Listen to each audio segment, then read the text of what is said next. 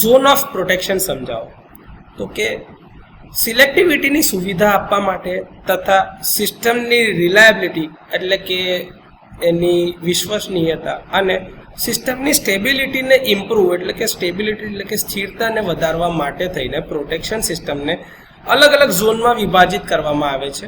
અને આ ઝોનમાં મુખ્યત્વે આપણે જોઈ શકતા હોય તો એક છે generator protection zone, low voltage switch gear protection zone, power transformer protection zone, high voltage switch gear protection zone, transmission line protection zone, પછી ફરીથી આપણે જે ડિસ્ટ્રીબ્યુશન નેટવર્ક ચાલુ થતું હોય ત્યાં આગળનો low voltage switch gear protection zone. તો આવી રીતે ઘણા બધા ઝોનમાં એને વિભાજિત કરવામાં આવે છે. હવે આ દરેક ઝોનની અંદરમાં કોઈ બી ખામી સર્જાય તો એ ઝોનનું બ્રેકર એના માટે ઓપરેટ થાય છે અને ફોલ્ટી પાર્ટ અને હેલ્ધી પાર્ટને એકબીજાથી અલગ કરે છે. એવું જોવા મળે છે કે કેટલાક નજીકના ઝોન એકબીજાની સાથે ઓવરલેપ થયેલા છે.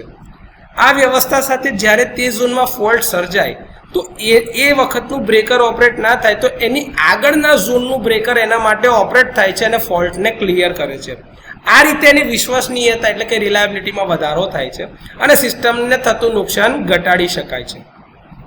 કોઈ પણ ઝોનની જે આ પ્રોટેક્શન ઝોન જે છે એની બાઉન્ડ્રી જે નક્કી થાય છે એ સિટીની પોઝિશનના આધારે નક્કી થાય. સિટી એટલે કે કરંટ ટ્રાન્સફોર્મર. જો તમે અહીંયા આકૃતિમાં જોતા હશો તો આ generator protection zone, low voltage switch gear protection zone, transformer protection zone, high voltage switch gear protection zone, transmission line protection zone, low voltage switch gear protection zone, આ બધા જે દેખાય છે એમાં આ નંબર 1, 2, 3, 4, 7, 8 આ બધા જે નંબર છે એ બ્રેકર બતાવે છે. અને આ એની બાઉન્ડ્રી છે. જો તમે જોતા હશો તો આ જનરેટર પ્રોટેક્શન ઝોનની બાઉન્ડ્રી છે. એનાથી ઉપર જ તરત જ લો વોલ્ટેજ સ્વિચ ગિયરની બાઉન્ડ્રી છે, પાવર ટ્રાન્સફોર્મરની બાઉન્ડ્રી છે. હવે ધારો કે ટ્રાન્સફોર્મરમાં ફોલ્ટ થયો છે આ બાજુની સાઈડ પર તો 8 નંબરનું બ્રેકર એના માટે ઓપરેટ થશે. એવી જ રીતે જરૂર પડે છે ત્યારે ધારો કે અહીંયા આ બસ પર ફોલ્ટ થયો છે તો બસ પર ફોલ્ટ થાય ત્યારે 8 નંબરનું બ્રેકર ઓપરેટ થવું જોઈએ. પણ જો એ કોઈ કારણથી ના થાય તો એની આગળનું બ્રેકર એટલે આ 7 નંબરનું જે બ્રેકર છે એના માટે ઓપરેટ થાય છે અને ફોલ્ટને ક્લિયર કરે છે.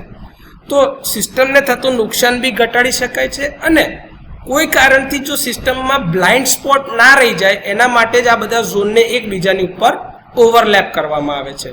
તો આ રીતે ઝોન ઓફ પ્રોટેક્શન કાર્ય કરે છે.